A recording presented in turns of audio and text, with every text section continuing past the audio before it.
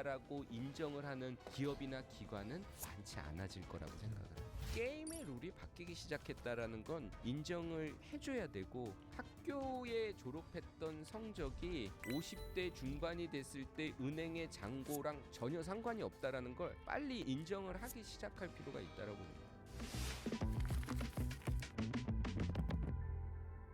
안녕하세요. 당신의 지적 호기심을 사로잡을 샤로잡다의 시즌2 호스트 최성훈입니다. 지금부터 서울대학교 교수님들과 함께 우리 사회가 직면한 중요한 문제들을 파고 들어가 볼 텐데요.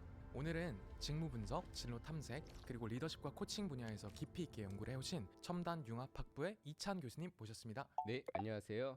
첨단융합학부 산업인력개발학 전공의 이찬 교수입니다. 반갑습니다. 네, 반갑습니다. 온라인상에서 좀 유행하는 어떤 밈 같은 것 중에 신입을 안 뽑는데 경력을 어디서 쌓냐, 인턴 채용만 하려고 해도 경력을 요구하는데 그 경력이 없는데 왜 인턴을 하냐, 그것이 청년분들이 많이 하게 되는 생각이자 질문인데 정말 신입들은 이 경력을 어디서 쌓아야 될까요? 이제는 저희 산업이 발달해도 경기가 살아나도 과거와 같은 채용, 고용이 동반되지는 않을 거거든요.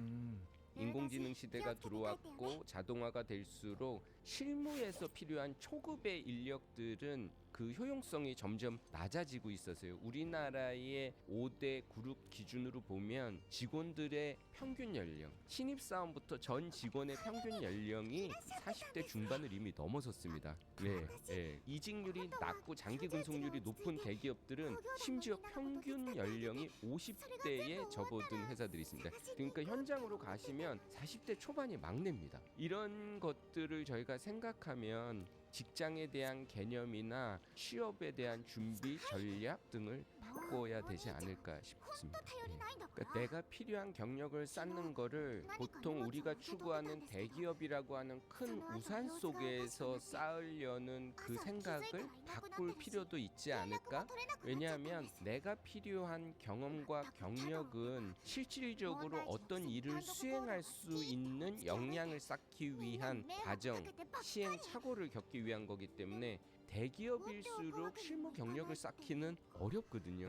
조직의 규모가 작을수록 오히려 한 명 한 명이 차지하는 비중이 높기 때문에 인턴이 실제 실무를 쌓을 수 있지, 규모가 큰 대기업에 가면 정말 의미 있고 중요한 일이 인턴까지 올 턱이 없지요. 그러니까 지금은 학교의 이름이나 자격증이나 내가 경험했던 조직의 간판이 아니라 실제 내가 이거를 할 수 있어 없어, 시행착오를 쌓아야 숙련도가 올라가기 때문에 가장 빠른 시간 안에 가장 많이 실패할 수 있는 경험을 찾아가는 게 중요하고, 그거를 응원할 수 있는 커뮤니티라면 동아리가 됐던 창업이 됐던 저는 소속 조직의 이름을 내려놔도 되지 않을까 생각을 합니다.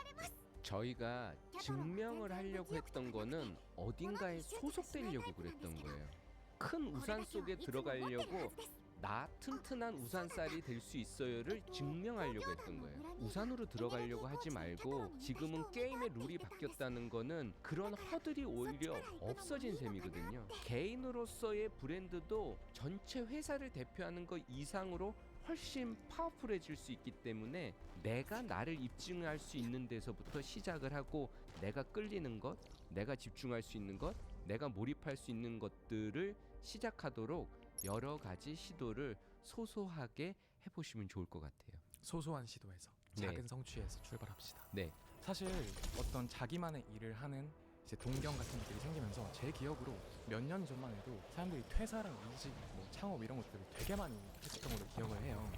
대퇴사의 시대가 열렸다 이런 말도 있었는데, 요즘은 대잔류의 시대라고 해야 되나? 그러니까 나가면 죽는다, 밖은 춥다, 이런 얘기들을 저도 되게 많이 듣거든요. 그러니까 살아남기 위해서 여기서 버텨서 대잔류해야 된다라는 현상에 대한 공감대는 이미 충분히 형성이 사회적으로 되어 있지만, 그런 식으로 잔류라면 숨은 쉬고 있지만 내 정신은 죽을 수도 있죠. 잔류를 하든 이직을 하든 입사를 하든 기본 전제 조건은 내가 원하는 일이 뭔지를 알아야 되는데, 우리는 대학교 입시라는 대전제 속에서 12년을 초중고를 보냈기 때문에 12년 동안 길들여진 삶이라서 갑자기 네가 원하는 걸 찾아봐, 네 인생을 살아봐, 그러면 저한테 왜 그러세요 그러죠.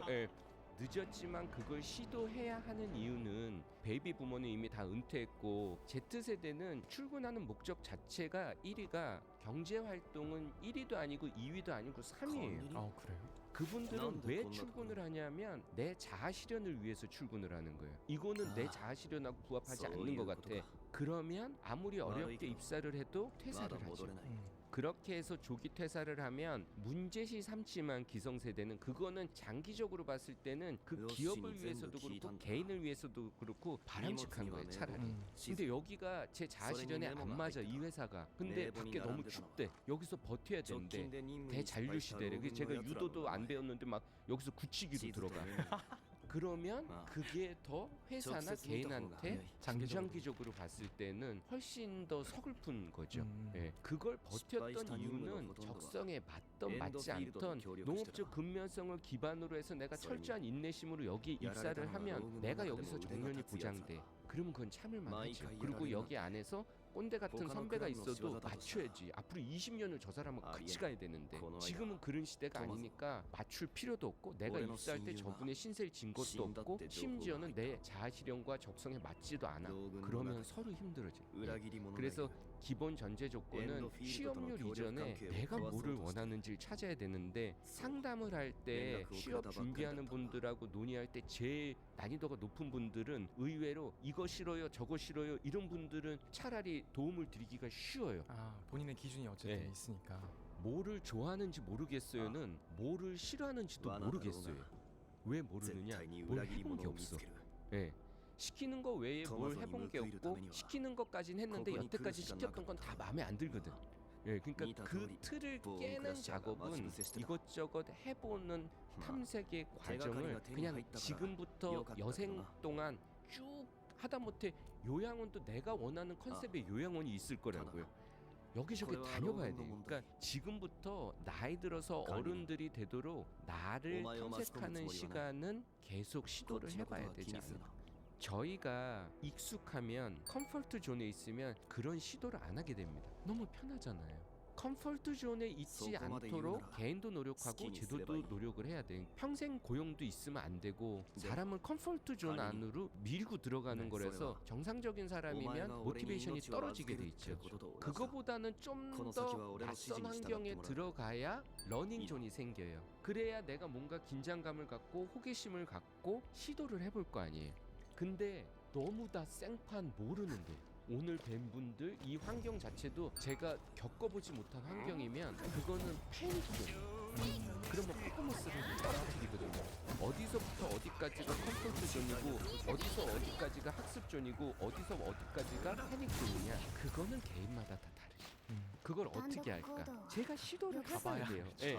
제가 해봐야 돼요. 그런 시도들을 서로 격려하고 응원하고 지원해줘요. 그건 되게 중요해요.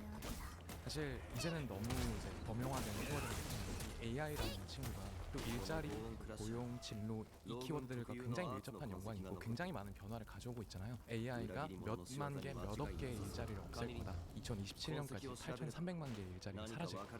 그럼 이 AI는 또 어떤 위협으로 다가올 또 어떤 기회가 될 수 있을까? 네, 학교 다닐 때 제일 저희가 넘사벽이다 하는 친구들이 잠을 잘 안 자고 공부하는 친구, 점심시간에 밥도 잘 안 먹고 있는 친구, 안 먹어서 그런 걔네들은 화장실도 잘 안 가는 것 같아요.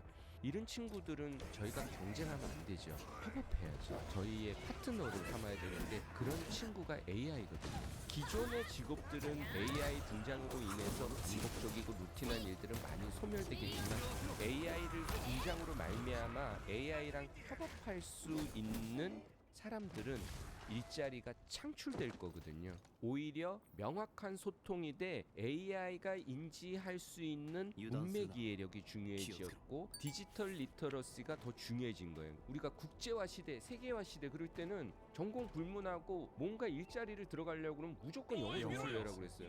저는 국내 영어분인데요. 아 필요 없고 일단 토익 성적 내 이런 식이었잖아요. 왜냐하면 협업을 위해서 국제화 시대에는 랭귀지 리터러시가 중요했던 거예요. 지금은 디지털 리터러시가 중요하게 대두된 거죠. 이걸 갖추고 있으면 일자리를 새로 만들어내고 거기에 내가 우선적으로 활동하는데 도움이 되겠죠.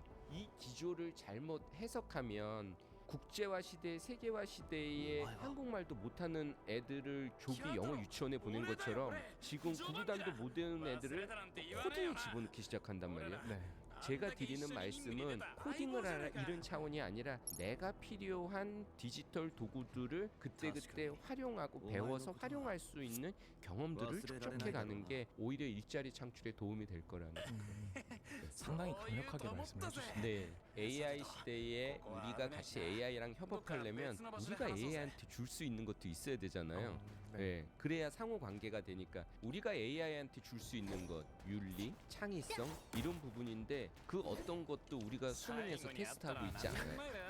수능에 윤리 과목이 있긴 하지만 창의성만 놓고 보더라도 사실 뭐 어떤 회사에 최종 후보자가 둘이 올라왔습니다. 그럼 한 사람은 엄청난 농업적 근면성으로 무장돼 있고 한 사람은 누가 봐도 매우 창의적인 사람이에요. 우리는 누굴 뽑을까요? 지금까지는 전자를 뽑았어요. 사고 안 쓰죠. 창의적인 인간을 인재상으로 삼고 있는 회사도 농업적 근면성으로 무장된 사람을 뽑아. 그 다음에 무슨 교육을 시켜요? 창의성 교육을 시켜요. 안 되죠. 서로 힘들죠. 조직 안에서 창의적인 문화가 좋은 건 알지만 창의적인 후배를 뽑는 걸 다 꺼려한단 말이에요. 왜냐하면 우리는 표준화돼 있고 집단 사고가 많기 때문에 오히려 집단 지성을 발현하기는 어려워. 다양성이 전제돼야 집단 지성이 나오는데 머릿수는 많은데 너무 호모지니어스한 거예요. 네. 분야에서의 인재를 육성하는 게 제 족보도 아닌데 순수 혈통이 너무 중요해요. 그러면 집단 지성을 발현하기는 어려워지는 거예요. 이게 문화가 바뀌어야 되는 거는 조직이 장기적으로 우리가 뭐가 결핍됐는지 인정하고 나와 다른 남을 불편해하지 말고 이 사람의 존재를 소중하게 생각해야 돼요. 그래야 협업이 되거든요. 근데 너는 우리랑 달라? 그럼 일단 배척하죠. 이게 약간 단일 민족 프레임에 저희가 너무 오래 있어서 그런 것 같아요. 그런 면에서 저희가 생각을 해보면 조금 사고 방식을 바꿔야 되지 않을까? 아까 답변에서 네. 이 농업적 근면성이라는 단어를 사용해 주셨는데 저는 그 단어가 되게 적확하다는 네. 생각이 들었어요. 한국 사회에서 가장 높이 평가받았던 단 하나의 가치를 꼽으라면 농업적 근면성이라고 네. 했을 텐데 그게 농경 시대 때부터 어떻게 보면 지금까지 계속 그 단일한 가치가 내려온 네, 건가요? 그 부분은 자칫 오해할 수도 있는데 농업적 근면성을 기반으로 한 숙련도 향상이 창의성 발현의 오히려 전제 조건이에요.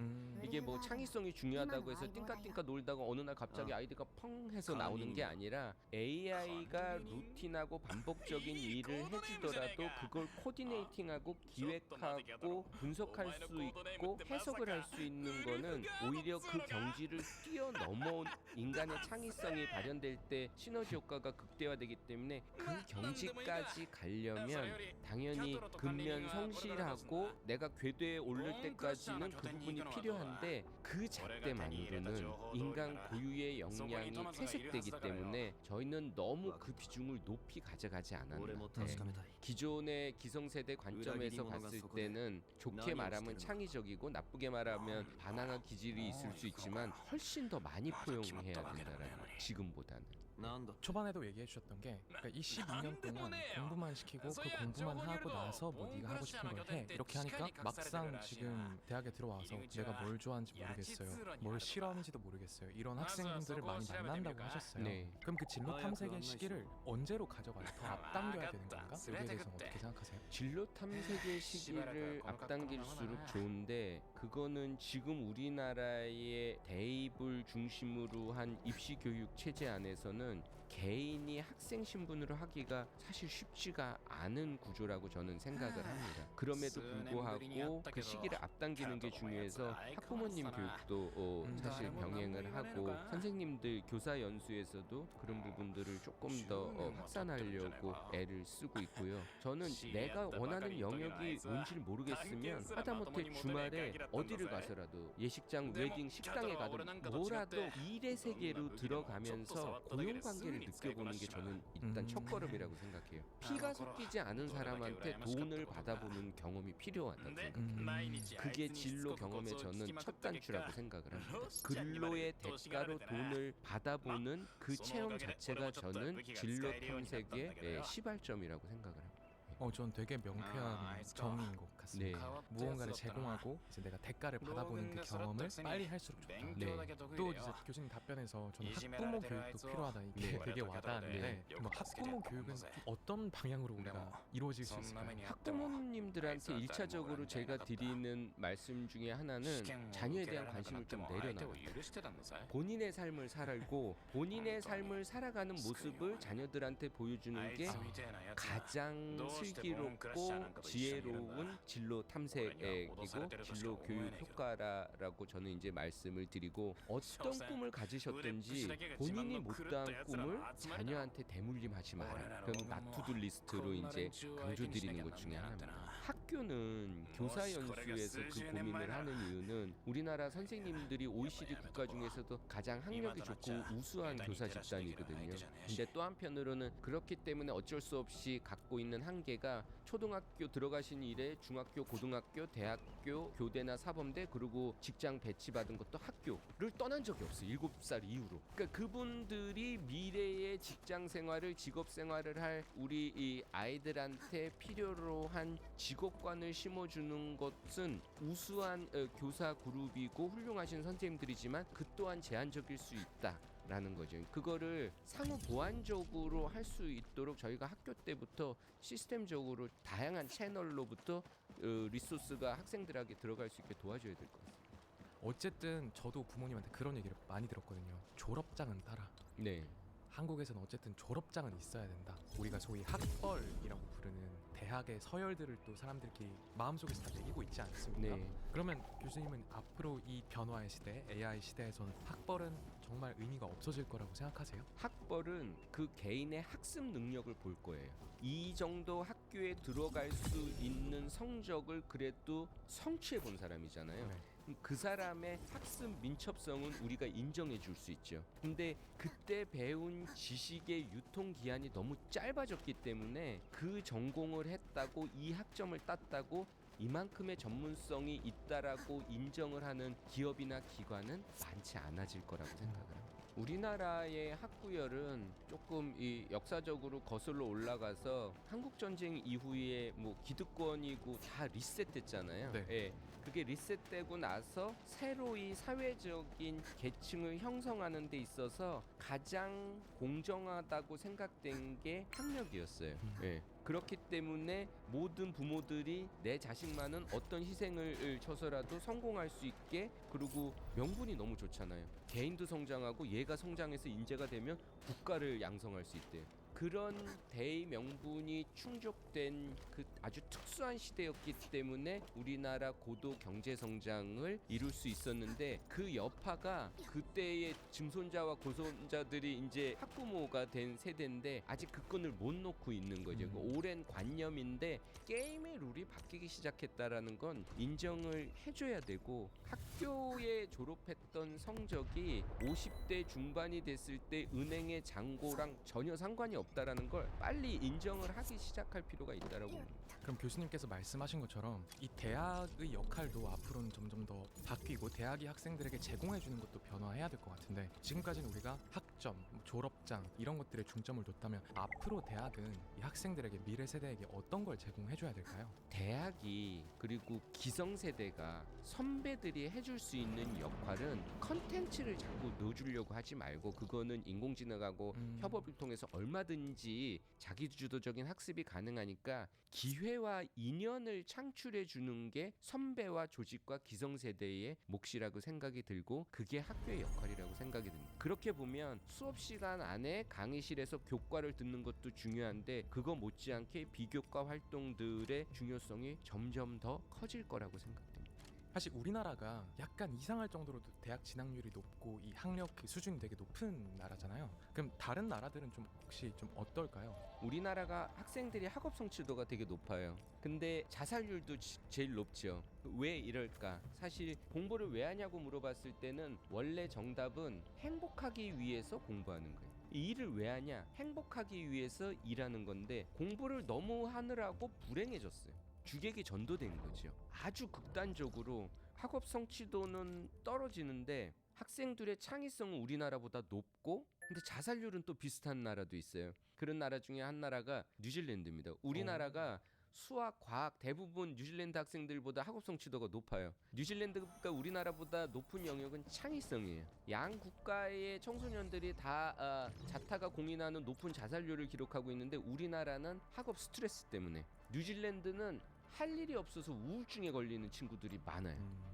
너무 시달려도 행복 지수가 떨어지고 너무 루즈하게 풀어져 있어도 거기에 따른 부작용이 있기 때문에 적정 수준으로 가야 되는데 우리나라는 슬로우 다운 할 필요가 있는 거죠. 과도하게 조기 교육을 빌미로 학생들을 뛰어놀아야 될 때 학원에다가 갖다 집어넣으니까 자율성과 창의성을 발현할 기회도 없고, 그나마 인간이면 타고나는 창의성도 그 과정에서 대부분 소멸되는 거예요. 사실은 그러니까 교수님도 자녀분들이 10대 자녀분들이 계시다고 했는데 지금은 10대 분들이 어떤 본인의 진로와 적성을 찾아가는 걸 또 보면서 또 배우거나 느끼시는 게 있는지 궁금해요. 그렇죠. 동료예요. 가족이지만 저의 자식이지만 제 인생의 동료들인 거니까, 제가 낳았을 뿐 제가 그들을 선택 안 했듯이 그들도 저를 선택한 게 아니기 때문에 혈연 관계로 묶였지만 동료 의식을 가져야 된다라고 저는 생각을 하고, 뭐 청소년기에 할 수 있는 것들은 눈에 띄는 것들이 있죠. 뭐 예를 들면 빨강머리 60대 없잖아요. 빨강머리 10대는 있어도 20, 30대 거치면 깨닫는다니까요.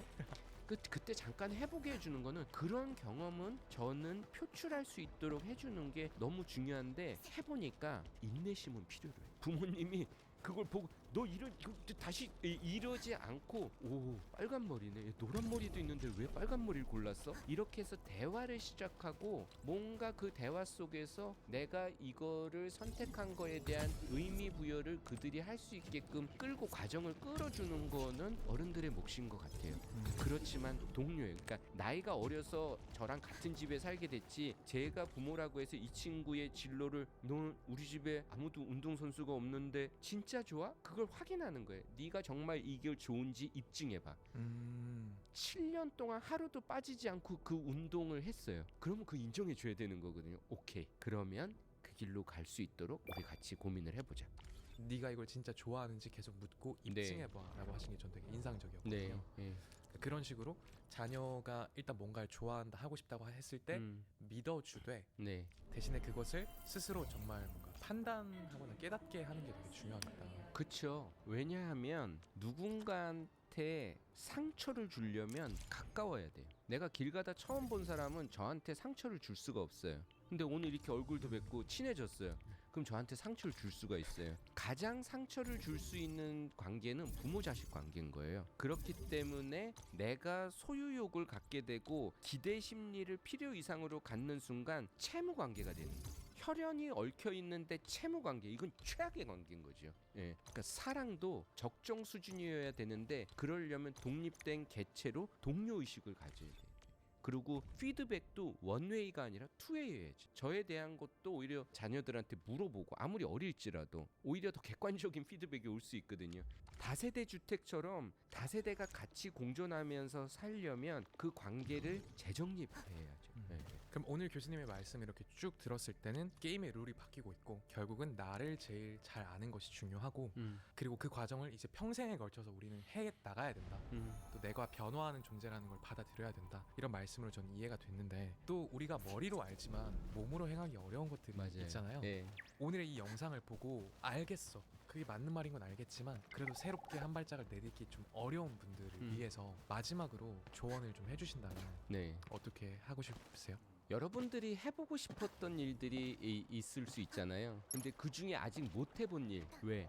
내가 이걸 하면 네가 왜? 그걸? 생뚱맞아서 해보지 못했던 일 중에 한 가지만 시도해보세요. 그 한 가지를 시도하시는 게 컴포트 존에서 러닝 존으로, 학습 존으로 옮겨가는 첫걸음이 될 거라고 생각합니다.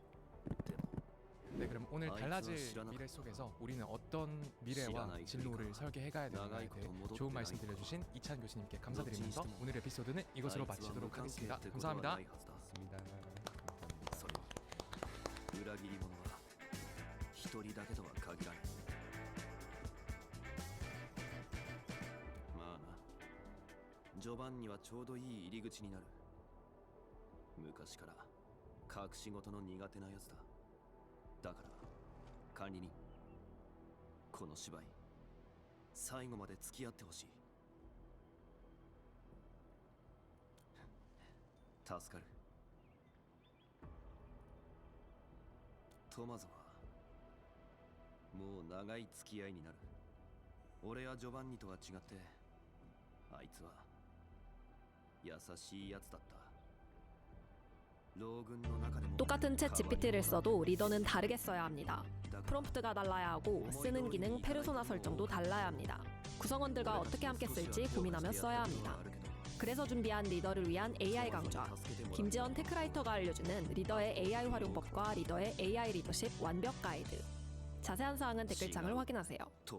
아무리 짧은 코드라도 매일매일 하자 그래서 1300일 정도 했습니다. 쉬는 날 있으면 안 됩니다. 이때 제일 중요한 게 술을 거의 끊다시피 했어요. 새벽 3시, 4시에 일어나서 고요할 때 코딩하고 체력이 떨어지는 게 느껴지고요. 눈도 좀 힘들어지고 그런 게 있거든요. 근데 남은 인생 중에서 오늘이 제일 젊어요. 오늘 내가 못하면 내일은 더 힘들어져요. 제가 내놓은 분석 결과를 그래프를 그려서 보거든요. 그때 시간 되게 많이 가요. 이게 대폭 줄었어요. 데이터 분석 같은 거 강의 의뢰가 들어오기도 했었고 전시회에서 추천을 해주셨어요. 내 제목이 숨은 예술가들인데요. 은행인 나우라는 이름의 그림을 그렸었고 거의 다음날 심지어 팔렸어요. 그림이. 네, 안녕하세요. TNM조 홍재희 기자입니다. 연구원이라고 하면 뭐가 떠올리십니까? 누구보다 공부 잘하고 엄청난 분들 떠올리실 텐데 그 엄청난 분들 사이에서도 지금 AI 활용의 톱, 또 AI 활용에 있어서 인플루언서로 지금 불리고 계신 분입니다. 이재현 박사님 모셨습니다. 안녕하십니까? 네, 안녕하십니까? AI를 뭐 연구에 활용하시고 또 활용하는 방법들 이런 부분에 있어서 좀 많이 알려주시고 강연도 많이 다니시고 실제로 본인의 일도 엄청나게 AI한테 맡겨갖고 예전보다 훨씬 더 많은 일을 하고 계신다라고 들었어요. 5일 동안 논문 8,700편을 리뷰하셨다고 들었는데 아무리 이걸 만드셨다고 해도 이게 가능한 겁니까? 그게 가장 첫 번째 했던 일이었는데요. 제가 했던 일이 저희 부서가 여러 연구 부서들이랑 같이 해서 AI를 적용을 해서 도와준 일들을 했었어요. 근데 그때 배터리 쪽 일을 하다가 뒤쪽에 이제 일이 밀리면서 그 뒤에 있던 태양광 쪽 논문 리뷰 일정이 굉장히 타이트해진 거예요. 5일밖에 안 남았는데 논문 한 20몇 편 읽어서 가야 되는데 이걸 읽어서 갈 수가 없었어요. 도저히 물리적으로 그 당시에 너무 창피하잖아요. 나는 박사인데. 그래서 불망 속에서 고민을 하다가 내가 읽을 필요가 있나라는 생각이 들었어요. 왜냐면은 다 글자 속의 정보를 추출해서 옮기는 게 목적인 거고 나보다 컴퓨터가 더 잘하는 일이고 나는 옮기는 통로를 만들어주면 되지 않겠나? 그 생각이 그때 들었어요. 스코프스라고 하는 논문 데이터베이스 사이트가 있습니다. API를 연결을 해서 키워드를 넣으면 검색을 해서 서로를 대량으로 받는 걸 만들었고요. 그리고 받은 것들을 가지고 주제 분류 같은 거 그리고 같이 등장하는 단어들끼리 해서 연결관계 만들고 그렇게 하다 보니까는 이 분야의 흐름이 딱 보이더라고요. 이거를 5일 동안에 만들었어요. 그래서 5일 뒤에 원래 오전으로 예정돼 있던 미팅도 오후로 미루고서 오전에 뭐 했냐면은 4일 반 정도 동안에 전반적인 흐름을 찾았는데 읽어서 정리를 할 논문들이 있잖아요. 한 20여 편이 나왔어요. 이것도 만만치 않은데 최고의 집중력을 발휘를 해서 오전 동안에 20편 정도 짜라를 읽고 정리를 해가지고 PPT를 갖다 붙여서 이제 그날 오후에 리뷰 발표를 성공적으로 마치고 다행이다라고 생각했던 때가 있습니다. 근데 지금 생각해보면 원래 30편 정도 읽었어야 되는 건데 결국 다 읽으셨네요? 그때 사실 제일 좋았던 게 그거였어요. 30편을 제가 검색해서 골라서 읽어도 저는 불안했을 거예요. 왜 그러냐면은 이번에도 이제 막 태양광이나 분야를 좀 연구를 시작하던 때였기 때문에 어떤 게 좋은 논리 몰라요. 그래서 이걸 읽어서 공부를 했을 때 이게 단가? 이거를 정리하는 게 맞나 이 생각 맨날 있거든요. 30개 해도 구멍이 있다는 거 알고 있으니까 불안했을 텐데 근데 이제 검색어 넣고 10,000편 정도 되잖아요. 쭈루룩 해가지고서 여기 있는 내용들을 정리하니까 이렇게 됩니다라고 했을 때는 빠진 것 별로 없겠지가 되는 거예요. 그리고 그게 왜 8,700편이냐면은 스코프스 API 쿼터라고 하는데 일주일 동안 받을 수 있는 논문의 양이 1만 편이에요. 중간에 코드 짜다가 에러가 나잖아요. 에러가 나면 그때를 고치고 다시 받고 가다가 날라간 게 1,300편입니다. 그래서 8,700편 리뷰를 했어요. 최다로 할 수 있는 한. 그 5일 동안에 저는 최선을 다했습니다. 그러다 보니까 내가 30편을 진짜 죽을 똥 살 똥 읽어도 내가 이 판을 확실히 파악을 못했을 텐데 일단 8700번으로 쫙 한번 리뷰를 해서 내가 전체적인 흐름을 머릿속에 넣은 상태다 보니 20편이 읽히기도 잘 읽히고 그 다음에 이게 정말 핵심 논문이다라는 자기 확신도 생기고. 그때 20편은 뭐냐면은 제가 그때 하고 있던 연구랑 되게 비슷해서 겹치는 거 아닌가 했던 것들을 골라낼 수가 있었던 거예요. 실제 발표를 했을 때 그 분야 전문가분들이 앞에서 발표를 했던 거거든요. 그러고서 이제 뭐가 빠졌다라고 말씀을 해주시기도 했었어요. 근데 이건 뭐냐면은 검색어 자체가 몇 개 안 들어간 게 있잖아요. 이거는 나중에 하면 되는 거예요. 근데 만약에 제가 숫자 거부로 논문을 찾아서 발표를 했었으면은 역시 나는 뭐 잘 모르는 사람인가 봐 이렇게 됐었을 텐데 또 하면 되지 뭐 이제 이렇게 되는 거죠. 그래서 그 뒤로 그런 식으로 좀 연구를 동향을 파악하고 뭔가 흐름을 찾아보고 여기서 뭔가 최근에 어떤 주제들이 많이 되고 있고 어떤 기술이 들어오고 있고 이런 거를 해봐도 재미있겠다는 생각이 들었습니다. 예전보다 훨씬 빠르게 똑똑해지는 게 가능한 거네요. 근데 또 이렇게 처음 보시는 분들은 저분은 마이크로소프트의 MVP면은 개발자였구나. 또 아까 방금 전에 AI랑 데이터만 알고 있었다라고 하셨으니까 AI 전문가이자 개발자였나 보다라고 생각하실 수 있는데 좀 연구원님의 이력을 조금 말씀을 해주시면 상당히 또 재밌잖아요. 원래 AI 전공이셨던 것도 아니고 그 얘기를 한번 좀 해주시면 어떻겠습니까? 제가 코딩을 잘 모르는 상태로 박사까지 받았어요. 대학교 학부 때 C 언어를 배우는데 1학년 때 그 당시 제 마인드는 프로그램들 잘 나와 있는데 내가 코딩할 일이 뭐가 있겠어 라는 마인드였고요. 주위에는 좀 원래는 배우세요? 원래 전공 필수예요. 그래서 전공 필수라서 안 배울 수가 없는 과목인데 대학교 1학년 때 아시잖아요. 그 당시에 90년대 학번이기 때문에 또 수업 안 들어가고 놀러가고 좀 약간 그랬기도 했었고요. 그랬다가 이제 대학교 졸업하고 박사까지 받고 박사는 이제 시뮬레이션을 했었어요. 그러니까 컴퓨터 앞에 앉아있긴 했는데 남들이 만들어 놓은 코드를 돌려서 결과를 내는 데 집중을 했지 코딩을 열심히 하진 않았거든요. 근데 박사학위를 받고 오스트리아에 있는 비엔나 공대라는 데서 두 번째 박사학위를 했는데 그때 시뮬레이션 데이터를 굉장히 많이 얻은 다음에 이걸 통계 분석을 하는 그런 일들을 했었어요. 데이터 처리를 하다가 밤을 샌 겁니다. 근데 아침에 해가 뜨는 걸 보면서 깨달은 거예요. 그래서 그때 나 코딩 해야겠다 하고서 이제 그 당시에 제 친구 중에 코딩 잘하는 친구 있습니다. 그 친구한테 나 코딩 좀 해야 되는데 나 뭐부터 하면 될까? 그랬더니 그 친구가 2008년도였어요. 그때가 파이썬이라고 있어. 요즘에 새로 나왔는데 한번 볼래 하면서 그 포문이라고 있어. 반복하는 명령어가 있는데 C 언어랑 파이썬 두 개를 비교해서 보여주더라고요. 이거 완전히 간단하고 정말 좋다. 나 이거 배울래. 했더니 사이트 몇 개 알려주고 그때는 파이썬 초창기에 가까운 상황이라서 구글링 통해서 배웠고요. 책도 나와 있는 걸로 배웠고 얼마나 초창기였냐면은 라이브러리라고 하는데 남들이 쓰기 좋게 만들어 놓은 게 있거든요. 그걸 설치하는 그 PIP라고 있습니다. 그게 없던 때였어요. 나중에 삼성전자에 들어갔는데 반도체 연구하는 곳이잖아요. 거기서도 다른 종류긴 하지만 공정 시뮬레이션을 하고 데이터를 그림을 그리는데 오리진이라는 툴을 썼었는데 삼성전자에 갔더니 못 쓰는 거예요. 라이센스 꽤 비싸서 엑셀로 그리래요. 근데 엑셀은 제가 원하는 그림이 안 나오더라고요. 그 당시에. 그래서 파이썬 할 줄 아니까 이걸로 해보자 하면서 데이터 비주얼라이제이션 쪽을 열심히 공부를 해가지고 그림들을 그려냈고요. 그러니까 오리진이라는 애가 할 수 있는 역할을 내가 엑셀로는 못할 것 같으니 오리진 비스무리한 거 그냥 내가 만들면 되겠네 라고 만드신 거네요. 오리진에서 나오는 그림 같은 거를 파이썬 코드로 만들어 보겠다라고 해서 그 당시부터 이제 그래프 그린 쪽으로 좀 이렇게 했었고요. 근데 그때만 해도 AI는 아니었고요. 그냥 데이터를 시뮬레이션을 하는 사람이었고 제가 만든 데이터 분석하는 정도였죠. 그러다가 이제 알파고가 나왔지 않습니까? 16년도에 저희 파트원들이 그때 어떤 일이 있었냐면 15년도에 몇 달 전이에요. 자체적으로 스터디 그룹을 만들었어요. 머신러닝이라는 걸 해야 될 것 같은데 허락해달라. 그래서 전 그때 머신러닝 이름만 들어보고 뭔지 모르는 상태에서 허락을 해줬었고요. 근데 그 친구들이 너무 잘했어요. 그래서 알파고가 터진 다음에 16년도 말에 이제 전자전체에서 일종의 소프트웨어 알고리즘 경진 대회 같은 걸 했었어요. 5목 말고 6목이라고 있습니다. 6개를 한 줄로 놓는 게임인데 한 번에 돌을 2개씩 놓고 막 이래서 5목에서 하다 보면 3, 3 막 나오잖아요. 우연이 나오잖아요. 근데 운이 많이 배제된 게임. 근데 여기서 우승을 해버렸어요. 이 친구들. 소프트웨어 연구소 다 물리치고 1회 대회를 우승을 했어요. 그분들은 예전처럼 날코딩으로 만들었던 분이고 다른 연구원들은 이분들은 머신러닝으로 만든 거고 좀 그런 차이가 있는 다른 거죠. 분들도 다 머신러닝 했을 거예요. 알파고 나오기 전부터 했으니까 좀 더 잘했을 거고 또 능력도 있었고요. 이분들이 우승해서 축하해 하고 있었고 그 이듬해 17년도에 이분들을 중심으로 파트를 만들었습니다. AI 파트를 저희 팀 내에서. 그리고 파트장을 저한테 시키셨어요. 연차도 그때 수석 1년차였고 그 당시 이제 그룹장님이랑 코드차를 맞았고 그리고 이분들이랑 같이 일했던 경험이 있고 그러다 보니까 시켰다고 말씀을 하시더라고요. 근데 제가 고사를 했어요. 저 AI 하나도 모릅니다. 2번 고사했는데 그때 그 그룹장님 말씀이 야 너 빨리 배우잖아. 그냥 네가 배워서 해라고 하셔가지고 세 번째 받아서 했고요.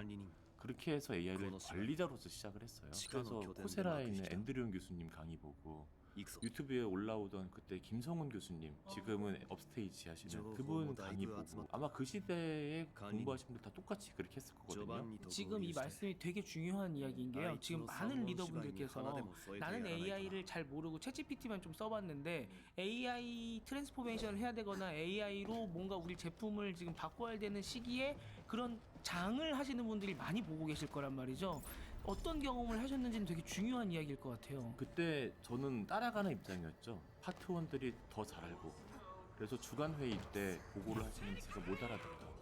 그렇게 해서 1년 동안 그래도 파트원들께서 할 수가 없고 이분들한테 많이 의지해서 갔고 저도 찾아보니까는 조금 다른 사람인데 아 이거 하려면 실무를 반드시 하지 않으면 리더로서 결격이 되겠다. 왜냐면 뭐 정말 일정도 제가 못하는 상황에서 업무를 푸시할 수도 없고 기획할 수도 없잖아요. 그래서 과감하게 실무를 할 수 있는 곳으로 이제 이직까지 해야겠다는 결정까지 했었어요. 저는 또 성장을 해야 되니까 실무를 할 수 있는 에너지연에 선임연구원으로 다시 입사를 해가지고 열심히 고생했어요. 이쪽에서는 그럼 AI랑 관련된 일을 하는 걸로 오신 거예요? 처음에도 이제 분위기 파악하고 뭐 미팅 다니다가 내용은 좀 알겠는데 제가 코딩이 느리니까 거의 발목을 잡더라고요. 그걸 깨달은 게 이제 1년 반쯤 지나갔는데 코딩은 진짜 매일 해야겠다. 그래서 일일 커뮤니티라는 깃허브라고 하는 사이트가 있는데 이제 코딩해서 올리면은 거기에 초록색으로 네모가 아까 채워져요. 모두 잔디 싣는다라고 말을 하는데 이거를 이제 매일매일 하나 심어보자. 아무리 짧은 코드라도 뭐 그래프 그냥 줄 하나 그리는 거라도 매일매일 하자 그래서 19년 여름 가을 그때부터 시작을 했었고 1300일 정도 했습니다. 그래서 제가 실장이 되고서 얼마 뒤니까 도저히 이거 못하겠다 그때까지 쭉 이어서 했어요. 총 4년 가까이 하신 거예요. 그 정도 된 것 같아요. 커밋이라는 게 전 잘 모르긴 합니다만 이렇게 코딩해갖고 뭔가 올리는 그런 마지막에 행위 같은 거 아닌가요? 뭐. 그래서 이제 커밋이라는 게 보통 아니 문서 작업한 다음에 컨트롤 S 하면 저장이 되잖아요. 서버에 저장을 할 때 그냥 하는 게 아니라 나는 여기서 어떤 작업을 했어라고 하는 코멘트를 달아서 올리는 거를 커밋이라고 말을 하거든요. 이제 이거를 1300일 동안 매일 한 거죠. 네. 쉬는 날 없이. 네, 쉬는 날 있으면 안 됩니다. 그럴 때 주말에 좀 쉬면은 흐름이 깨져요. 오히려. 주말 휴일 이런 거 안 쉬고 그냥 꾸준히 해야 되고요. 이때 제일 중요한 게 술을 거의 끊다시피 했어요. 그때 저희 아이들도 어리긴 했었지만 그래서 육아도 있었지만 그거보다도 술을 먹으면 술 먹는 시간이 날아가고요. 과음이라도 하면 다음날 술 깨는 시간까지 날아갑니다.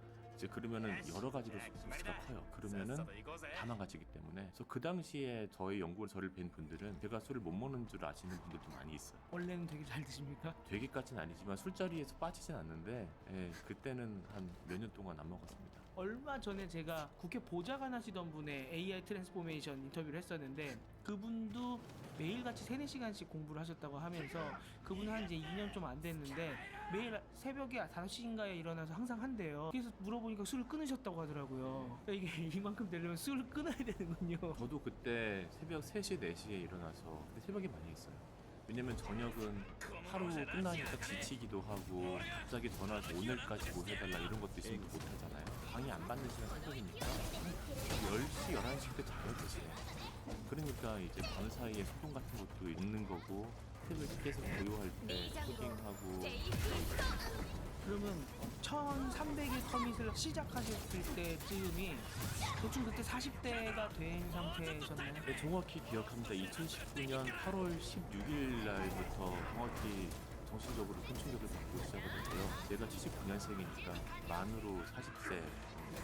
신기한 게 지금 이런 비슷한 얘기 들을 때 대부분 40대에 시작을 하셨어요. 이미 눈이 좀 침침해지려고 할 때 이제 나는 아유 그만 배워 머리 아파 라고 할 그때쯤부터 다른 것도 아니고 뭐 역사책 읽는 것도 아니고 못하던 코딩을 시작을 해서 이거를 이렇게까지 올려놓으신다는 거는 정말 저도 지금 머리에 이제 한 대를 맞은 것 같고 보시는 분들도 굉장히 감명을 받으실 것 같습니다. 지금 말씀하신 게 눈이 침침해진다고 하셨잖아요. 실제로 이렇게 겪어보신 분들은 다 아실 텐데 체력이 떨어지게 느껴지고요. 눈도 좀 이렇게 힘들어지고 그런 게 있거든요. 멀리 있는 갑자기 안 보이고 막 그러거든. 작은 글자 안 보이고. 근데 조바심이 나는 거예요. 시간이 내 편이 아니에요. 근데 남은 인생 중에서 오늘이 제일 젊어요. 오늘 내가 못하면 내일은 더 힘들어져요. 오늘 할 수밖에 없어요. 그래서 이제 그런 마음으로 이제 당장 오늘부터 이제 하나를 했었죠. 그럼 이게 내가 쌓아가는데 투자하는 시간과 내 노력이 있는데 그만큼 저한테 보상이 와야 되는 거잖아요. 나중에는 AI 관련해서 이제 뭐 강연도 나가시고 그다음에 이제는 관련 일로도 정말 AI 덕분에 점프도 하실 수 있는 기회를 잡으셨지만 그거는 배우기 시작한 초기에는 좀 나중 일이라서 그려지지 않았을 것 같고 단기적으로 내 업무가 이 덕분에 조금 더 쉬워지거나 좀 자동화가 되거나 하는 그런 뭔가 효능감을 보셨었습니까? 특히 머신러닝이든 뭘 하든 하다 보면은 결과적으로 제가 내놓은 분석 결과를 그래프를 그려서 보거든요. 그때 시간 되게 많이 가요. 이게 대폭 줄었어요. 그리고 제가 어릴 때부터 그림 그리는 걸 좋아해가지고 똑같은 데이터를 주면 남들보다 좀 예쁘게 그릴 자신 같은 걸 있었어요. 그래서 이제 제가 그림 같은 거 올리다 보면 또 이제 반응도 오고 하니까 기분도 좋았고요. 그래서 그때부터 데이터 분석 같은 거 강의 의뢰가 들어오기도 했었고 이게 또 이렇게 또 기회가 생기네 하는 마음도 있었고요. 이렇게 이제 보시는 분들께서 와, 저렇게까지 내가 열심히 살 수 있을까라는 생각을 하시려는 찰나에 또 이제 알려드리고 싶은 게 이게 일로만 쓰고 이러면은 너무 정없어 보일 수 있잖아요. 취미라던가 이런 쪽에서도 활용을 충분히 하시는 것 같더라고요. 방금 말씀하신 내가 조금 자신이 있었던 그 그림 그걸 전시회도 하신다면서요. 작년에 여러 번 했습니다. 제가 원래 그림 그리는 취미가 있어요. 그래서 이면지 구석에다 낙서 같은 것도 많이 하고 이러다가 조금 약간 머리 좀 식히자 할 때 그냥 이제 제 심경 같은 거 뭐 일에만 올리고 있다 그러면은 대학원생 때 머리 떡 쪄가지고 막 이러고 있는 저 자신을 그려놓고서 약간 위안받기도 하고 마음이 아프네요. 막 그랬거든요. 근데 이제 그림의 단점이 시간이 많이 걸리는 거잖아요. 근데 이제 달리 2가 나왔어 22년도에. 지금 기준으로는 굉장히 조악한 레벨임에도 불구하고 너무 신기한 거예요. 그때부터 이제 전 틈만 나면은 이제 가서 그림을 이제 그리고 놀이를 하다가 달리 3 나오고 업그레이드가 되고 하면서 점점 쓸만해졌어요. 그리고 그때 스테이블 디퓨전, 미디전이 다 같이 공진화를 쫙 하면서 두 가지 부류의 사람들이 있었어요. 원래 그림을 그리는 사람들이 AI를 쓰기 시작한 부류가 있고 또 원래 AI 쪽을 하시던 분인데 그림도 되네 해서 그림을 분들이 있고 이분들끼리 모여서 우리 한번 모여서 전시회 한번 얘기 한번 해볼까요 했던 자리가 작년 1월달 했습니다. 근데 거기서 발표를 하고 나오는데 그 객석에 계시던 분 한 분이 저도 비슷한 취미 있다면서 명함을 주시는 변호사님이세요. 김현장 변호사님께서 또 놀랬는데 그러고서 이제 밤에 집에 와서 명함 입력하다 보니까는 이제 카톡이 포착하시잖아요. 근데 이분이 전시회를 했던 게 있더라고요. 그래서 나한테 반가웠다고 인사 드렸는데 혹시 여쭤봤더니 이분이 서울대 법대를 나오셨는데 서울대 동창회에서 하는 전시회에 저 추천을 해주셨어요. 서울대 미래동창회에서 전시회를 하는데 제목이 숨은 예술가들인데요. 재밌는 게 있습니다. 미대 동창회가 전시회를 하는데 전제 조건이 미대를 안 나와야 돼요. 그래서 추천을 해주셔가지고 거기다가 이제 작품을 걸었던 게 이제 어떻게 보면 정식 그 갤러리 같은데 거는 한전아트센터에서 했었거든요. 앞에서는 이제 우리끼리 한번 모여서 해보자 였던 거고 정식으로 거는 그런 경험이 있었고요. 그때 건 거는 직접 그리신 게 아니고 AI로 그래서 거기다가 써놨어요. 챗GPT라고 써놨었어요. 그때도 달리 3라고 그렇게. 그래서 이제 그 은행님 나오라는 이름의 그림을 그렸었고 건 다음날 심지어 팔렸어요. 그림이. 네. 사실 그 전 대전에 있었고 서울이니까 가보고 싶은데 못 가보니까 아쉽잖아요. 그래서 다음날 일하고 있다가 눈도 아프고 그래서 잠깐 눈 이러고 쉬고 있으면 전화가 왔어요. 그림이 팔렸으니까 그 진품 보증서를 쓰러 와야 된다. 즉 가족한테 그때까지 이야기 안 했다가 어떻게 보면 약간 좀 서프라이즈 나 이런 거 했었다라고 얘기하려고 했었는데 갑자기 이야기 받게 된 거죠. 우리 서울 가야 돼. 그래서 내 그림이 팔렸어. 사실은 내가 그림을 그렸거든. 그래서 이제 그때 이제 이실직고 하고 네 그랬습니다. 대단하십니다. 근데 이 취미시지만 이것도 사실은 AI고 뭐 뭔가 프롬프팅을 하는 거잖아요. 또 AI 공부하시고 활용하시는 데에도 도움이 좀 되겠네요. 이게 의도한 건 아닌데 도움이 돼요. 왜 그러냐면은 그림을 프롬프트로 넣는다는 거는 시각적인 정보를 넣어야 되거든요. 근데 많은 분들이 그렇게 하진 않으세요. 귀여운 고양이 보통 이런 거 많이 하시죠. 근데 이제 귀여운 고양이라고 하는 거에 사실은 시각적인 정보는 없어요. 귀여운 게 어떻게 귀여운 건지, 고양이가 있을 때 어떤 동작을 하고 있는지, 어디를 바라보고 있는지 이런 게 없거든요. 근데 저는 이제 원래 그림을 그려도 습성이 있으니까 펜을 옮기기 전에 머릿속에 그림이 있어요 일단. 그 다음에 이걸 옮기는 거거든요. 똑같이 합니다. 그래서 머릿속에 떠올린 다음에 소설 같은 경우 보면은 이제 장면들이 말로 써 있잖아요. 똑같아요 그거랑. 소설을 읽으면 장면 떠오르는 것처럼 장면 떠올릴 수 있는 말을 넣습니다. 이렇게 화면의 주인공들을 먼저 얘기를 해요. 두 가지로. 예를 들어서 제 클림트의 키스라는 이제 유명한 그림이 있잖아요. 요걸 이제 패러디를 해서 두 연인이 셀카를 찍고 있는 모습을 그린 게 있었는데, 거기 보면은 남자는 사각형 패턴된 옷을 입고 있고 약간 이제 근육질의 억센 곱슬머리고, 여자는 동그라미로 패턴된 옷을 입고 있고 피부도 하얗고 볼도 약간 홍조를 띠고 있고 이렇게 대비돼 있어요. 이런 것들을 그대로 입력을 합니다. 자세는 어떻고, 머리카락은 곱슬머리고, 어디를 바라보고 있고, 한 손으로 핸드폰을 바라보고 있고, 꽃바구니에 있고, 꽃은 어떤 색이고, 이런 것들을 프롬프트를 짜라고 넣어요. 그러고서 그림이 나옵니다. 머릿속에 있는 거랑 달라요. 그러면 고쳐요. 왜냐면은 저는 그림이 나오는 게 중요한 게 아니라 머릿속에 있는 게 나오는 게 중요해요. 내가 그리는 거랑 사실상 똑같은 거네요. 네, 맞아요. 그래서 저는 그 일반적인 회화 작업이랑 도구만 달라졌지 별 차이가 없다고 생각을 해요. 그래서 이제 계속 고치는 거죠. 근데 고치다 보면은 정확하게 제가 딱 떠올린 그림은 안 나오는데 그 근처 비슷한 어딘가를 맴돌아요. 계속 프로필 고칠 때마다. 저도 이제 느끼는 거죠. 아, 이게 현재 AI의 한계점인가 보다. 어떤 동작은 표현이 안 되는구나.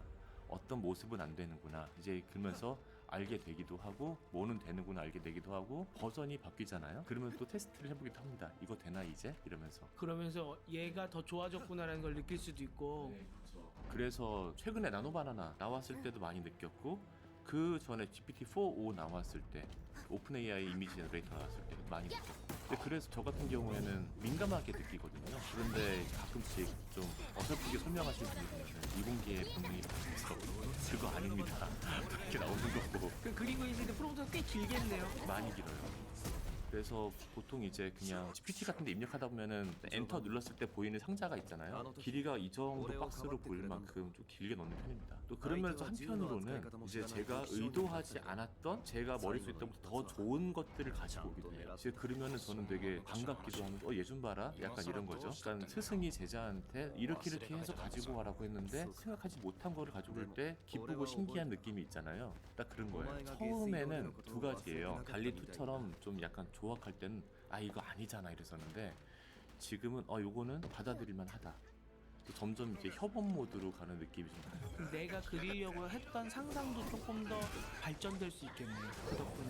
그래서 저번에 한번 이제 제가 요즘에 방송하는 게 명화들 있잖아요. 옛날 유명한 그림들. 그런 거에다가 스마트폰을 들려가지고 이제 사람들의 생활상을 녹이는 일들을 하거든요.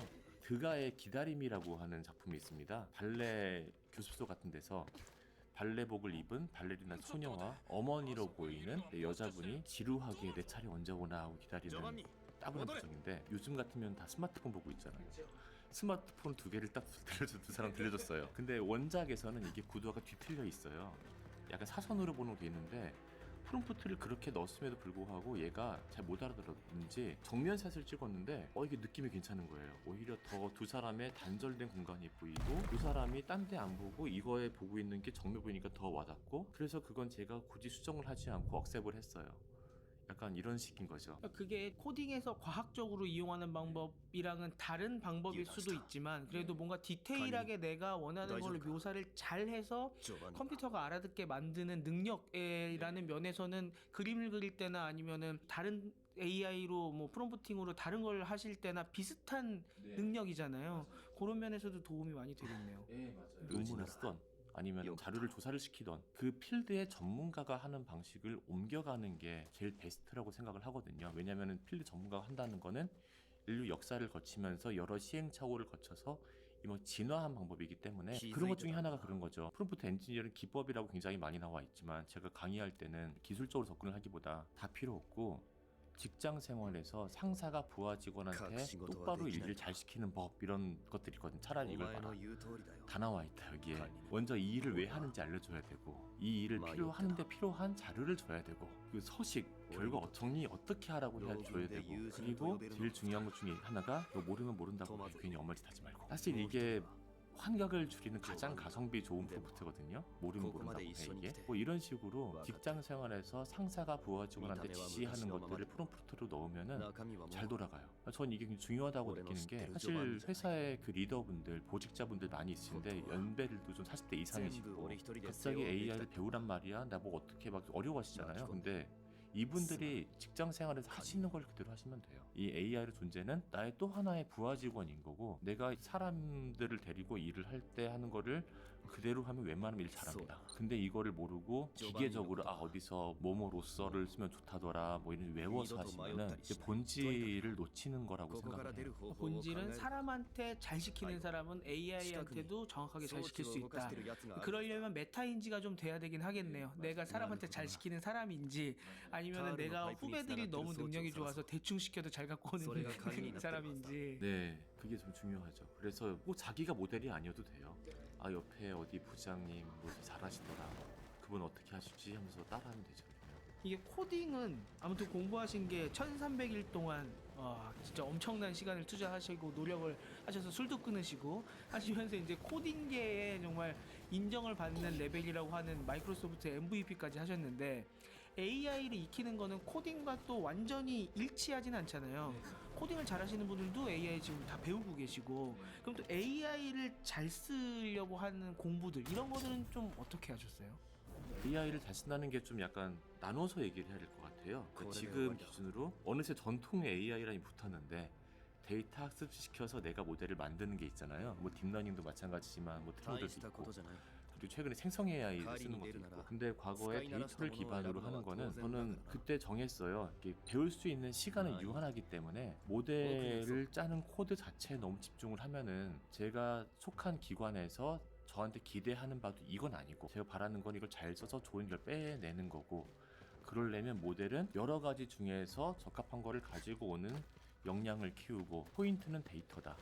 왜냐면 모델은 어차피 다 공개돼 있으니까 다 그냥 마트에서 사오는 거랑 똑같은데 데이터는 정말 나만의 독창적인 거기 때문에 여기에 신경을 써야 된다는 생각이 들어서요. 데이터를 중심으로 생각을 많이 했어요. 그래서 데이터 검수라던가 데이터 통계적으로 처리를 해서 아웃라이어 날리는 거라든가 뭔가 분포를 보면 이상을 찾는 거라든가 이런 쪽으로 집중을 했고요.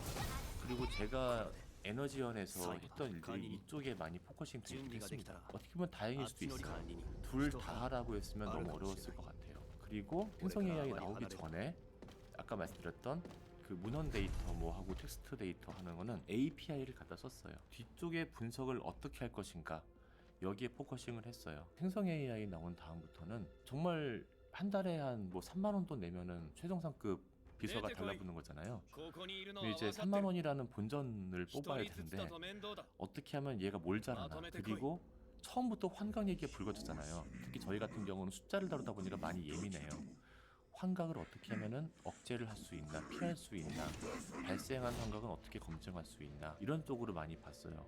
특히 주변에 알려드릴 때 생성 AI 같은 경우는 이거 좋으니까 쓰세요라고 말씀을 똑같이 여러분들한테 드려도 받아들이시는 분들이 있고 난 그거 필요 없는 분들이 있어요. 그러니까 각자 자기 업무 플로우가 있으니까 여기에 이렇게 들어오면 좋겠네 라고 생각이 되시는 분들이 받아들이시는 거고 나랑은 좀 관계가 없어 라는 분들이 받아들이니까는 이거 뭐 좋다 나쁘다 그냥 다른 것 같아요. 그런데 이제 모두가 다 잘 받아들여요.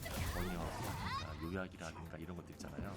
이런 것들은 제가 뭐 굳이 전도를 하지 않아도 알아서 잘 쓰시기 때문에 오히려 이제 약간 말려야 돼요. 이거 할 때 조심하세요. 특히 예를 들어서 최악의 프롬프트가 논문 넣고 보고서 넣고 요약해줘요. 왜요? 그렇게 많이 하실 것 같은데. 가장 많이 하는데 최악이에요. 특히 보고서 같은 것 중에 그냥 이렇게 말로 논리가 전개되어 있는 게 그나마 당황하는데 숫자들 들어가 있는 게 몇 점 몇이라든가 이걸 요약시키면 다 틀립니다. 제가 5.1 가지고 테스트했는데 다 틀리잖아요. 네. 그래서 이거를 제가 틀린 거를 보여드려요. 그래서 뭐 경쟁 성장률이 예를 들어서 어떤 부분에서 2.3%로 예상이 된다라고 써 있는데 또 여기에 1.2%라고 써요. 사소한 걸 수도 있겠지만 사소하지 않잖아요, 이런 거. 예를 들어 금리를 0.1% 틀렸다고 하면은 그리고 저번에 최근에는 한번 테스트 때 5 나온 다음에 테스트 본 게 산자부 산하의 연구소 나오는 건데 뭐 신흥국들의 경제 전망 이런 거예요. 그러니까는 한국은 없고 아세안 국가들 등등이 있는데 일부러 요약해 좀 했어요. 어느 나라는 얼마, 뭐 인도는 어쩌고, 뭐 베트남인데 거기다 한국은 어쩌고 있어요. 한국 없습니다. 그것을 없는데 만들어요. 근데 사람들이 이거 못 찾아요. 왜 못 찾냐면은 요약을 시킬 때 원문을 안 읽으려고 요약을 시켜요. 비교를 아무도 안 해봐요. 그러니까 못 찾아요. 그러다가 사고 나거든요. 그래서 이제 반드시 요약하지 마시고 하려면 발췌를 하라고 하죠. 요약과 발췌의 차이가 뭐냐면 요약은 난 모르겠으니까 네가 알아서 해가지고 라는 거고 발췌는 일단 훑어봐야 돼요. 대충 목차라도 봐야 돼요. 나 어디에 뭐 있는지 아니까 그거 가지고 와. 정확히 찝습니다. 지금 저는 이게 압수수색 한다고 말을 하는데 어디에 뭐가 있는지 있으니까 그거 가지고 오세요 라고 하잖아요. 그러면은 환각이 많이 줄어요. 근데 없진 않습니다. 챙겨봐. 그긴 해야 돼요. 이런 식으로 하고 그러고도 또 이제 나온 거 비교 한번 해보고 이제 컨트롤 F로 한번 찾아서 비교해보고 요즘에 이제 나오는 것들이 있잖아요. 뭐 노트북 랜드 마찬가지고 사이스페이스를 보면은 자기가 가지고 온 거에 링크 달려가지고 클릭하면 원문 보이게 되잖아요. 이런 도구를 쓰면 많이 편하죠. 검증한 작업이. 그래서 이제 GPT 제미나이 쓰기보다 이제 노트북 LM이나 사이스페이스나 뭐 이런 도구를 쓰라고 권장을 많이 합니다. 그럼 그렇게 발췌를 시키고 내가 출처를 일일이 확인을 하더라도 처음부터 끝까지 있는 것보다 훨씬 빨리 할 수 있다는 거죠. 훨씬 빨라요. 제가 어떻게 말을 하냐면 그냥 요약에 던지면은 한 100배 빨라진다고 치면은 한 10배만 느리게 하자. 그러니까는 10배 정도만 빠르게 하자라고 얘기를 합니다. 100에서 1 되는 거를 9를 늦춰라. 이 9는 검증하는 데 써라. 왜냐면은 책임을 져야 되기 때문에 이렇게 말합니다. 예를 들어서 그 빅리서치 같은 경우에 레퍼런스를 한 몇십 개 달고 오잖아요. 보고서 쓰잖아요. 근데 이거를 절대 그대로 오지 않아요. 보고서들 쭉 읽으면서 이것은 쓸만한 말이 있다. 내가 인용하고 싶은 말이 있다. 뭐 클릭을 해봅니다. 그리고 그 링크에 가서 첫 번째 링크가 열리나 안 열리는 거 되게 많아요. 그 다음에 이 말이 있나 이 말이 있을 때 여기서 쓴 맥락이 이게 맞나 요것들 보고서 그러면은 하긴 요 이제 가지고 와가지고 이걸로 이제 재조합을 해서 쓰고 이 레퍼런스를 대상으로 이제 2차 뭐 논문이다 PDF를 다운받아서 이 PDF를 사이스페이스나 노트북에 넣고 다시 쭉 보면서 다시 보죠. 여기 이 과정이 100에서 1이 아니라 10이 되는 그 과정입니다. 뭐 어디 뭐 좋은 거 있다고 웹페이지 링크를 그냥 여기다 소스로 넣지 마시고 왜냐면 넣을 수는 있거든요. 그냥 논문 같은 경우도 넣을 수도 있고 유튜브도 넣을 수 있는데 이게 사람이 앉고 싶다고 해서 앉으면 다 넣고 싶어요. 소스를 훑어보지도 않고 막 모읍니다. 지금 이게 제대로 된 건지 이상한 말이 담겨 있는지 모르고 넣어요. 한 번씩은 훑어보고 넣으라고 말씀드립니다. 정도까지는 아니에요. 그래도 요새 플러그인으로 노트북 LM에 바로 넣을 수 있는 거 있으니까 열고 바로 넣지 말고 쑥 한번 훑어본 다음에 이거 괜찮네 하면 넣고 그 다음에 이제 모은 다음에 거기서 이제 좀 해보시라.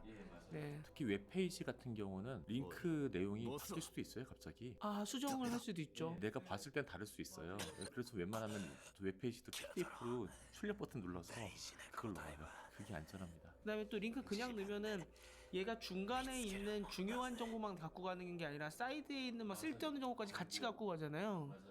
그래서 본문만 인쇄 옵션들이 있는 사이트들 있잖아요. 그런 것들 최대한 광고 다 빼고 이제 앞에 뒤에 뭐 기사 링크 빼고 그거만 딱 해가지고서 제가 이거를 어떻게 아냐면 대여봐서 알거든요. 몇 번 해서 이상하다 싶어서 이제 또 찾아보면은 이제 엄한 게 걸려 있거나 옆에 있는 기사를 가지고 오거나 안 되겠다 하는 거죠. 정확성의 끝판왕이 아닐까 잘 들어보시면 좋을 것 같습니다. 근데 그럼에도 불구하고 좀 전에 업데이트 됐던 노트북 LM 이야기도 해주셨는데 계속 업데이트가 되지 않습니까? 이거는 대체 어떻게 따라가십니까? 정말 너무 힘듭니다. 어지럽다는 표현이 제일 적절한 것 같고요. 그래서 아침에 눈 뜨면 이제 하는 게 밤사이에 뭐가 올라왔나 이걸로 이제 비몽사몽을 보면서 시작을 하는데 특히 이제 그날 강의 있다 그러면 이제 새벽에 깨서 업데이트 해야 되거든요. 구글이 뭐 내놨다 MS가 내놨다 오픈라인을 이제 업데이트 하는 겁니다. 근데 실컷 설명했는데 갑자기 손 들고 오늘 5.1 나왔는데요? 이제 잃어버리면 안 되는 거죠. 그러니까 제가 미리 해도 제가 말을 해야 되잖아요. 그러다 보니까 그런 거고 그래서 정말 고마우신 분들이 제 SNS에 나오면 분석을 빨리빨리 또 올리는 분들이 있으세요. 그것도 진짜 잘 아시는 분들이 논문이든 어느 나라의 정책이든 무슨 뭐 어떤 모델이 업데이트가 됐든 이런 것들을 해서 올려주시는 분들이 있으시고, 그리고 아 내가 써봤는데 이거 얘네가 한 말이 다른데? 이런 식으로 이제 실제 사용기를 올려주는 분도 있으시고요. 이런 분들의 경험담 위주로 믿고 갑니다. 왜냐면 벤치마크 같은 경우에 요즘에 좌석 업데이트 말도 하고 써보니까 다른 말도 많이 하고 경험만큼 믿을 게 없는 것 같아요. 그래서 어떻게 보면 약간 옛날식으로 회귀하는 것도 같은데 추천제인 거죠. 나 이 사람 말을 믿을 수 있어. 그러면 이 사람이 하는 말들을 믿고 가는 거고요.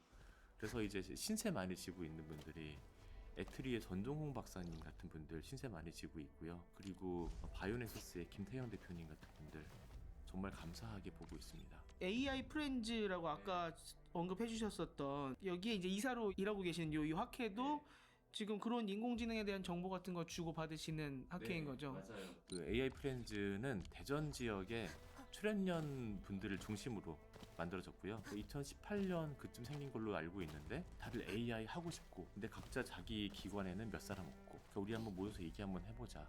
이제 그렇게 해서 자발적으로 모여서 만들어졌고 여기에 카이스트 교수님들, 학생들 그리고 또 이제 교육하시는 분들, 교사분들, 사업하시는 분들 모여서 지금은 한 1,000몇백 명 정도 큰 규모가 되어 있고요. 자발적으로 정보를 나누고 서로 얘기를 되게 많이 하세요. 일단은 AI를 어떻게 하면은 연구 분야에서 잘 쓸 수 있을까, 또 연구 분야뿐만 아니라 다양한 곳에서 잘 쓸 수 있을까, 이거에 대해서 한번 말씀을 나눠봤고요. 미래를 먼저 보다 티타임즈.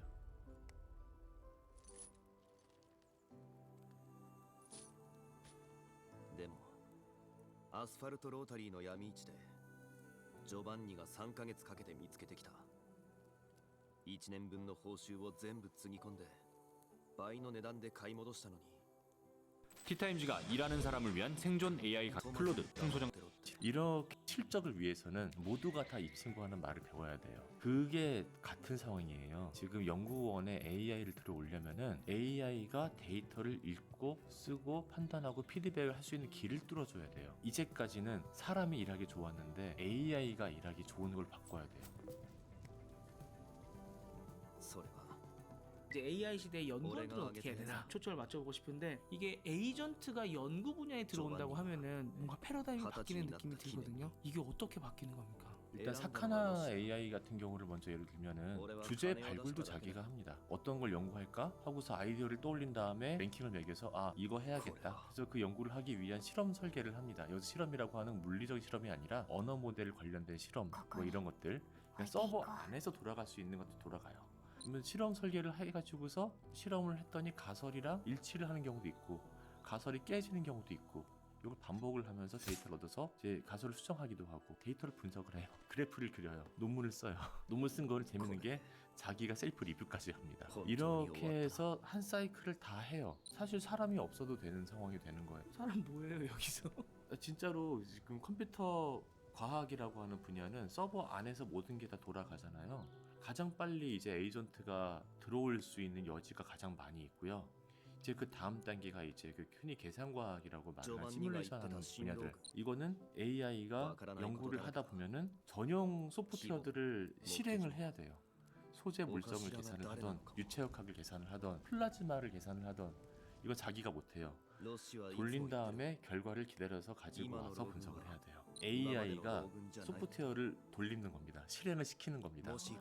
그리고 다 돌기를 기다려서 결과를 받아오고 이 결과를 분석을 하고 이걸 토대로 또 다른 실험을 하기도 하고 이렇게 그렇게 해서 논문을 쓸 수도 있겠죠. 거기서 지금 방금 그러면 사람은 뭐 하는 거예요? 저 지금 드리는 거에는 사람은 지금 없는 걸 전제로 하고 말씀드린 겁니다. 그리고 이제 그 다음 레벨이 자율 실험인데요. 물리적으로 실험 떠오르는 그림들이 있잖아요. 시험관, 뭐 플라스크, 뭐 이렇게 따르기도 하고 섞기도 하고 흔들기도 하고 이런 것들 로봇이 하는 겁니다. 실물 로봇이요? 실물 로봇이에요. 로봇 손이 움직이면서 그리고 이제 뭐 파이프를 통해서 가스라던가 액체라던가 가기도 하고 또 최근에는 고체를 이제 가루 같은 거 섞어서 어디 붓기도 하고 이런 것들도 나오고 있어요. 거기다 분석까지 시료가 만들어지면은 엑스레이라든가 현미경이라든가 이런 데를 보내서 분석까지 해가지고 그 결과를 실험 결과를 받아서 그래프를 그리고 가설과 일치하는지 비교도 해보고 논문도 쓰고 이렇게 가고 있어요. 현재는 사람이 어디에 개입을 하냐면 어떤 연구를 할지 지정을 많이 하는 경우들이 있고요. 그리고 이제 중간에 데이터 같은 거 나오는 거 보면서 잘 돌아가고 있나, 우리가 원하는 방향으로 가고 있나 모니터링을 하기도 하고요. 뭐 이렇게 가고 있습니다. 그리고 의외로 사람보다 AI가 또 알아서 잘하는 게 뭐냐면은 데이터 분석을 해서 그 다음 실험을 계획을 해야 되잖아요. 실험 데이터를 자기가 한 걸 하다 보니까는 잘 모르겠어요. 뭐를 할지. 인간 연구자가 만약에 모르겠다 할 때는 공부를 합니다. 논문을 찾아서 읽어요. 얘가 똑같이 해요. 새로 나온 논문 없나 서치해서